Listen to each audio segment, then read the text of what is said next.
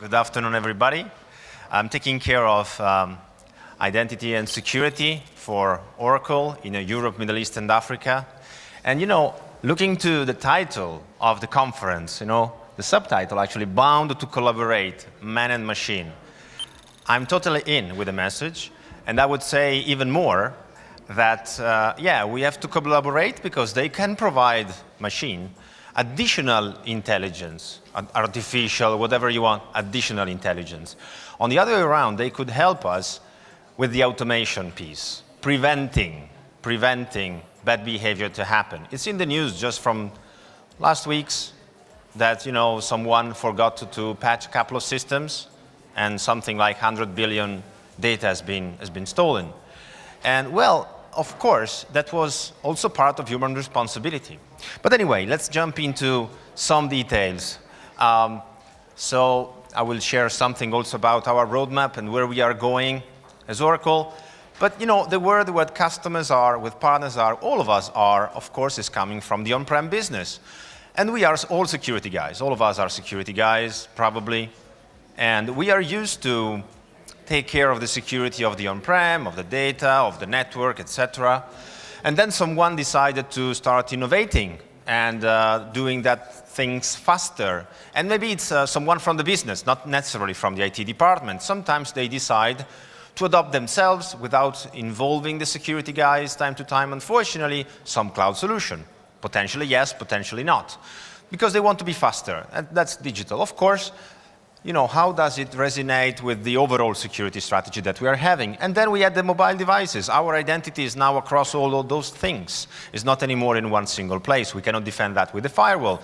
And the attack of surface has been extended exponentially. In Italy, we're having up to at least 2 mobile devices per individual, So really, just plus the phone and plus the iPad, whatever. And then, of course, we're having the consumers, social identities, and the IoT, which is coming up, especially with the manufacturing, but not only. So what the message here behind this context, this slide, is really the surface of attack is becoming so big, so high, that automation is necessarily on one side, and we need some help as human beings to do our job of securing the enterprise, which is not just anymore inside the on-premise, but it's in a wider context. So let me jump into some example and some additional input. Of course, GDPR is in the minds of everybody here in Europe, but it's the same also in the United States. I tell you, I'm working for an American company. I'm working for a data company, by the way, also a data company. I'm working for a cloud company, which is also a security company. And that's because of this kind of statement. When it comes to GDPR, in general, data protection regulation that we all have, is because, the regulators understood that we were failing collectively as an industry and a customer of doing properly our job. So they said, hey guys, we have to do one step more, and I force you to do it. So that's why it's becoming a privilege to manage data. One more reason, not just the security level, at the board level inside our organization to discuss proactively about security. Okay, but how have we been done security till today? And we should continue actually to do that at different layers, at the proper layers. There are several areas in which you could work. There is not security 100%, all of us we know, but there are areas where you have to start with, of course, makes sense to invest on people's security. You should know who is accessing what. You should know who your users are, not necessarily for example, in a cloud application. You should secure the software you're delivering. I was reading just before this meeting, a famous, let me say, company distributed software that was containing malware, and it was an anti-malware company. So this is, again, an additional threat that are happening, rather than anti-malware, a clean software cleaning company. And that last but not least, data security. So here you're seeing many keywords, but what's missing time to time is also having a unified view about what's happening between people, identity, security software, and data. Sometimes we are analyzing that from a security perspective as a standalone piece. That's not enough, because think again about the attacker's surface we have at the beginning. Okay, where is my data? Who is having an answer? Want to try? Come on. Okay, I'm from Oracle. You should guess. Of course, it's in the cloud. Yeah, probably you were thinking about the database, of course, yes. That's the first place where the data is, and we will discuss about it in a second.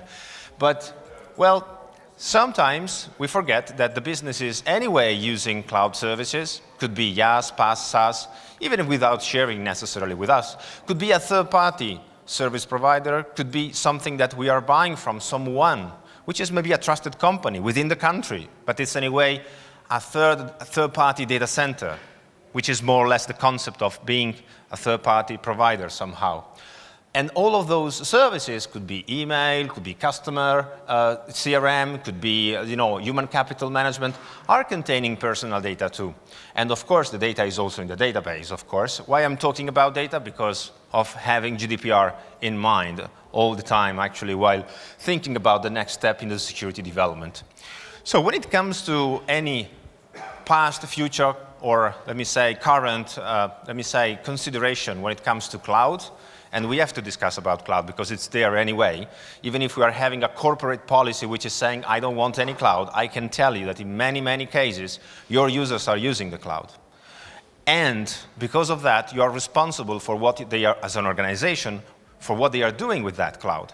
So when it comes to the cloud, there is this, I call it shared responsibility model between the cloud service provider and the customer itself.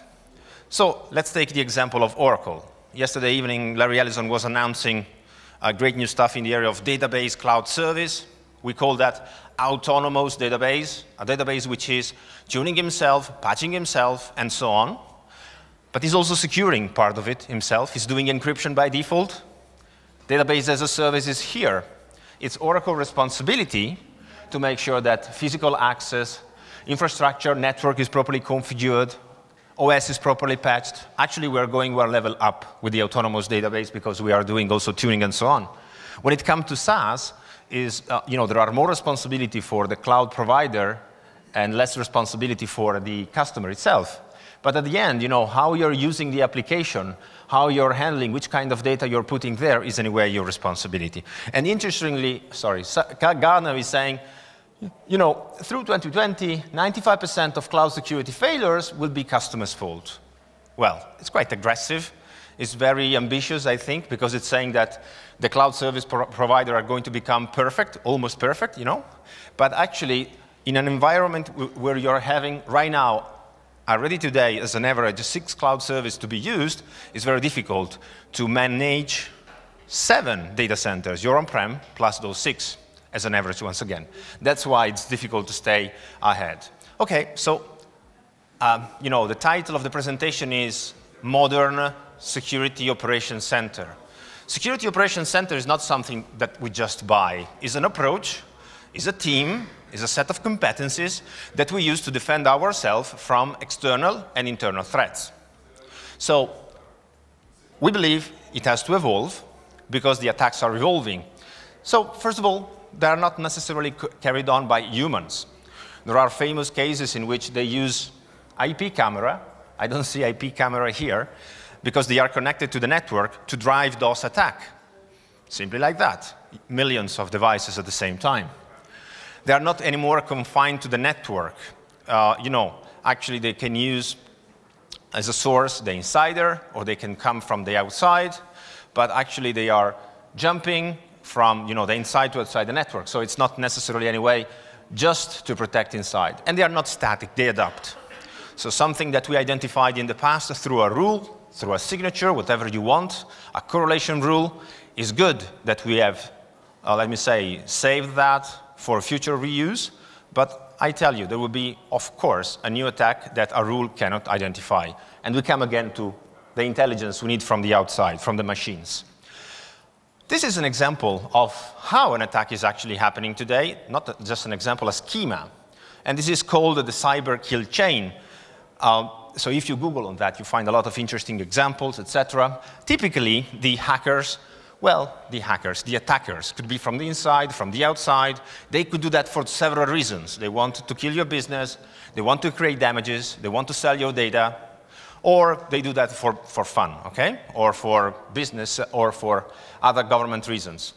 The first step is, okay, let's try to understand with social engineering, with scanning the architecture of the end user, which is the configuration, or where is the easy part for me to enter into relationship with the extended IT of my customer. Could be from a cloud service, could be from the on-prem, could be from the database, could be from an application not properly written, could be because of you're using a version of Windows that you didn't patch for 6 months, even if the patch was available. So they do that, and they do that without being noticed, okay? Because otherwise, you can block them. And then they get in, they do the infiltration, and they stay there for months. And then they do the lateral movement. That means they move, they try to, I don't know, for example, leverage an identity of an administrator that was not necessarily active to do something that that administrator can do.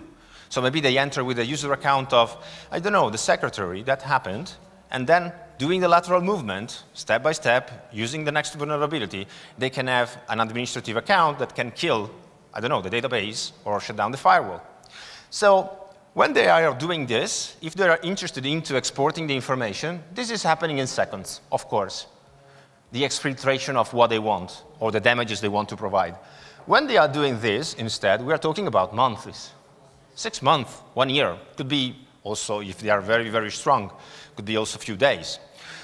So this is the reality of what they are usually trying to do if they really want to do damages.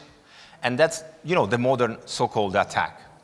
A rule, I tell you, cannot be able to identify all of this. Once again, the intelligence we need from the outside. So how is the traditional security operations center done?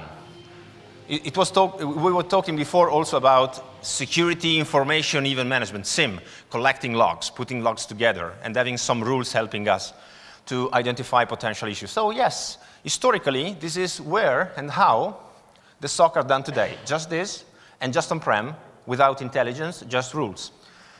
They don't necessarily have a context of identity. They don't have a leg into the cloud, or a native leg into the cloud that allows them to understand what's happening into my cloud services. Sometimes, yes, they are integrated manually with configuration systems. That means automating patching and so on. In almost all cases, they don't have any concept of user or entity behavior analytics that I will describe in a second. So, of course, this is a patch of things that has to work together, usually managed by a third party. That means a lot of manual processes, a lot of alerts. There is no awareness of the context. Context means it's important if I'm accessing personal data. Yes, of course. It is even more important if I'm accessing the strategic project my manufacturing company is working on. And if something is happening on the second side, we decide, you decide as customer what is more important, but you can define different remediation, automated remediation, because of the context. And at the same time, usually they are focused on the perimeter, so the firewall and the network itself. They're not having this native concept of being mobile first and having the cloud part of the picture from the very beginning. I already said that the perimeter has moved, so I think I can really skip this. But really, I am my own identity and my own digital identity. I don't want to focus too much on this one, but actually, of course, we cannot anymore stay with being able to detect incidents. We need to be able to prevent those, but also to predict. And this, again, coming with machine learning. And we can do that having unified view of what the digital identity is doing across my full infrastructure with the native concept of context included into the picture. We call it the Identity Security Operations Center. Gartner is calling this the Intelligent Security Operations Center, very similar concept. So something which is also capable to, let me say, be proactive. So how is it done from a, let me say, schema perspective? Well, first of all, we start with the information we already know. There are several threat intelligence sources. Customers sometimes already have both threat intelligence sources that can say, okay, this IP is bad. There is something happening on those set of IP or machines or whatever. So let's learn from what we already knew. Let's use those information as an input.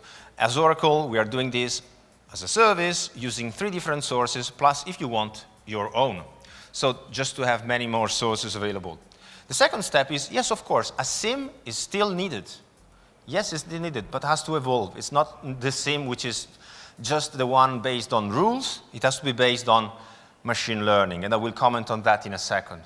With the SIM, we can collect logs in a hybrid environment, natively, not just from the on-prem, but also from the cloud services that we maybe are using.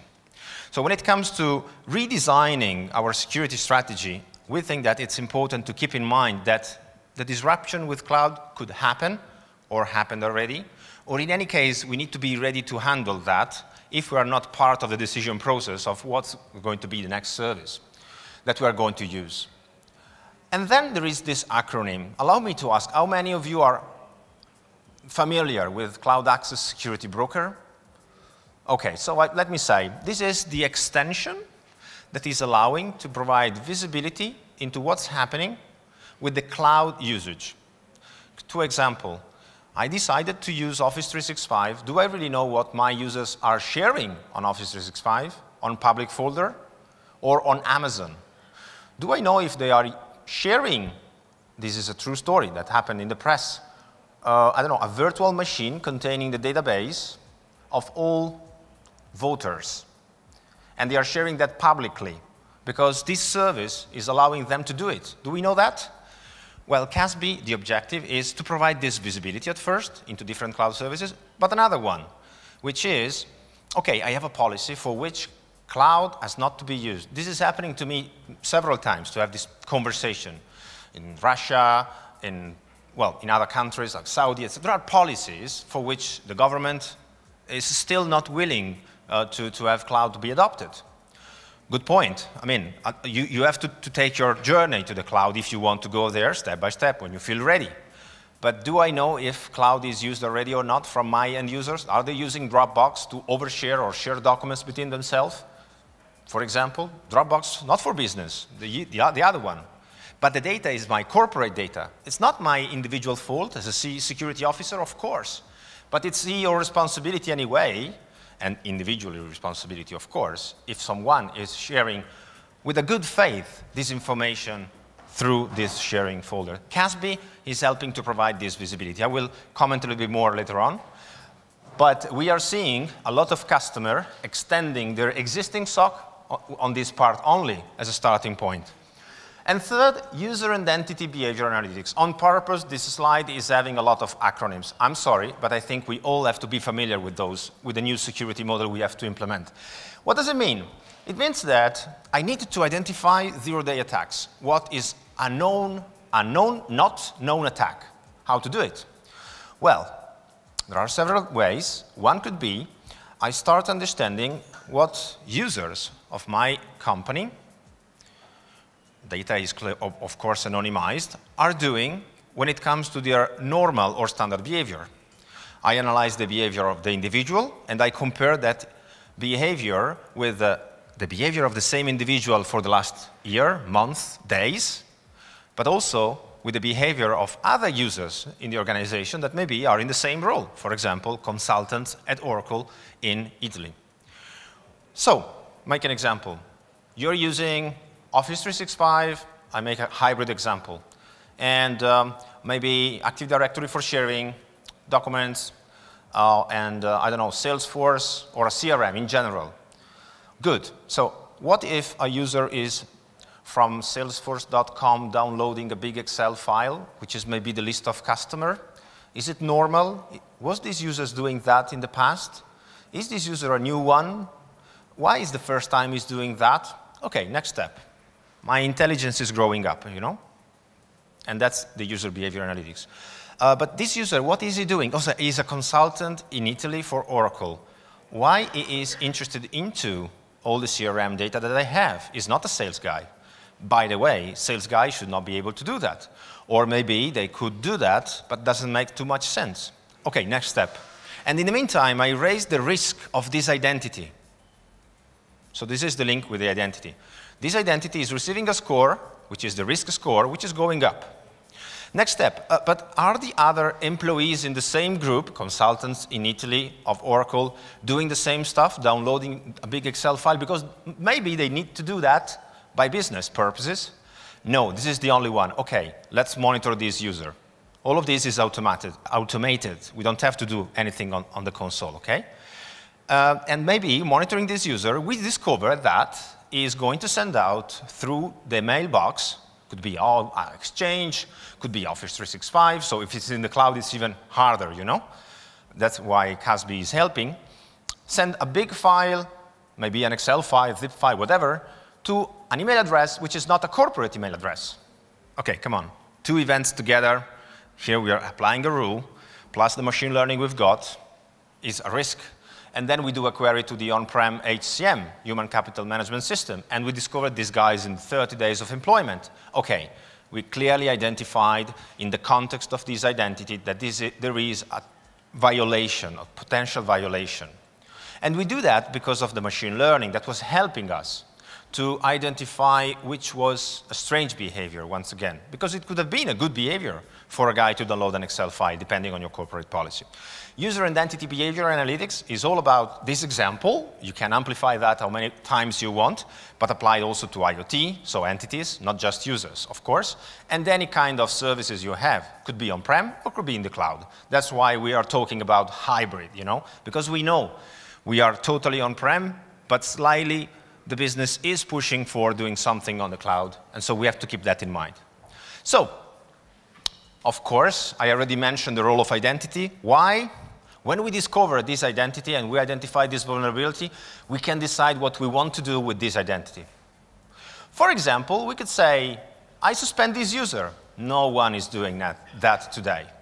That's the sheriff approach, allow me to say, to kill the identity, the digital identity of that user. Why not? Because when you do that, because of the Murphy's Law, you're going always to take the CEO account or the CFO account, and you're going to be fired anyway next day.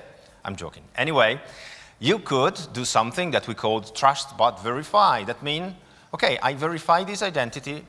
Well, sorry, I trust what identity are doing, but I request them to verify themselves if something strange is happening. If their risk score is going up. So, if the risk score is going up above certain threshold, we can request the authentication again. If the risk score is going to the top level, we can request, for example, the strong authentication to be done. So we are really sure that that user is really the user is said to be, and not an hacker using this identity to try to do damages, identity fraud. So once again, you know, we have to be comprehensive around all those use cases. We call that Identity Security Operations Center for this concept I just described, and of course, automated remediation is also helpful, and you have to decide at which level you push remediation, because this is really allowing to react in real time. Otherwise, you know, when it comes to data leakage, there has been a very famous case of data that has been leaked, and this company was saying, it's public once again, but I don't want to mention the name, we've been breached, yes. They stole some data, 1,472 records, and they have millions of customers, you know. They've been able to intercept, detect, and stop. And they were obliged to communicate that, but they were communicating, you know, actually, for all the rest of the millions of users, a good message. They would care about our security. Okay, so how Oracle is doing that, I will be very quick on this. We are doing that through a series of services that we are delivering. They are services that are talking each other natively, part of the Identity SOC, Identity Security Operations Center concept I was describing before, Identity Cloud Service, Security Monitoring Analytics Cloud Service, and Casbah Cloud Service. Those are services that could also be extending existing SOC. So in a case that I'm going to show in a second, you will see how this service has been extending existing component customers already had in place. There are additional things that are important to mention. Just one. It's configuration and compliance cloud service. Having the possibility to monitor constantly on-prem and the cloud environment, if you have, to say, are the configuration that are needed done any single time? Did something change? Did I apply all the relevant patch? If not, can I automate all of that? So this is exactly a tool which is preventing this historical problem to happen once again. Those are cloud services, but could be consumed in some cases also what we call cloud at customer. That bottom line means on-prem. So you're having the solution and a machine in your house, in your data center, which is delivering these capabilities. So a couple of comments on Casbah again, and the identity. What does it mean pragmatically? And a couple of customer examples.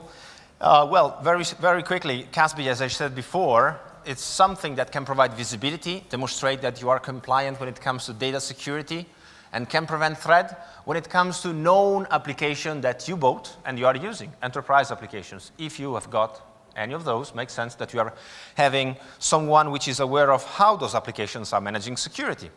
And it's difficult to have a security specialist for Amazon, one for Office 365, one for the next service. That's why the Casbah market grew up.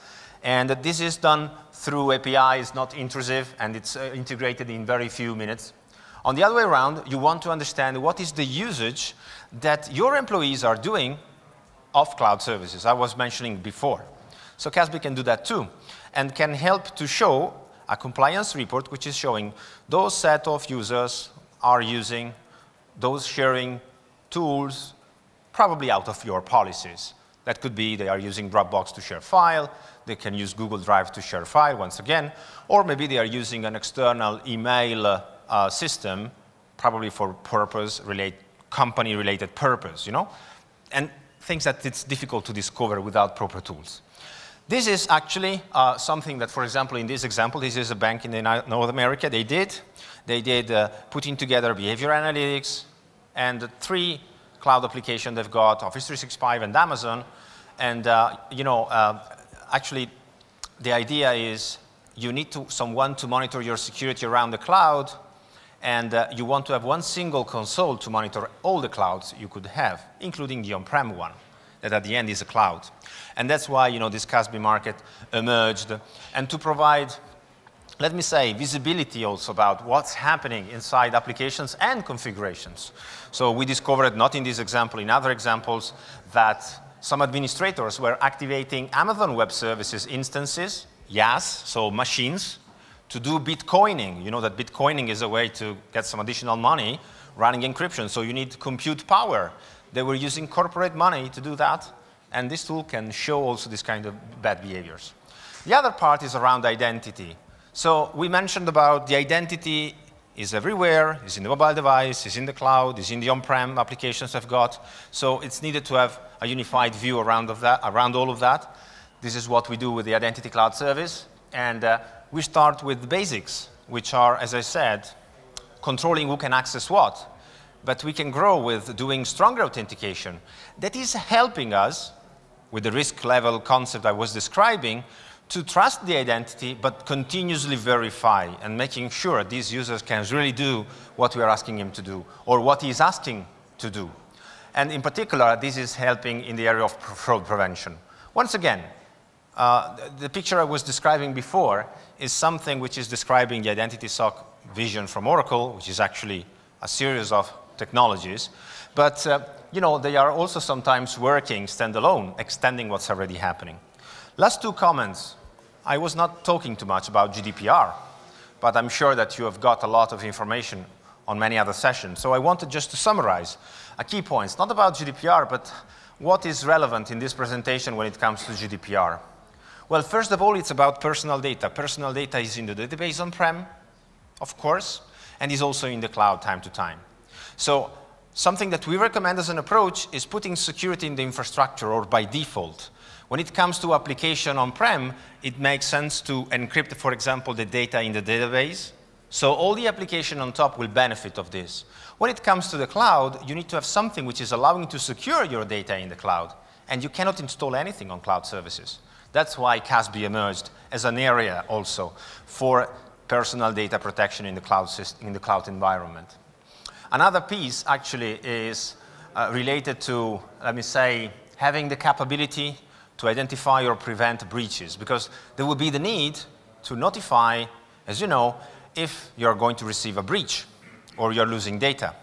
Well, of course, this is raising the bar, because it's not just a huge fine, but potentially, 4% of your turnover, which, if it is Oracle with could be $1 billion, okay? But it's actually also your brand, which is at risk.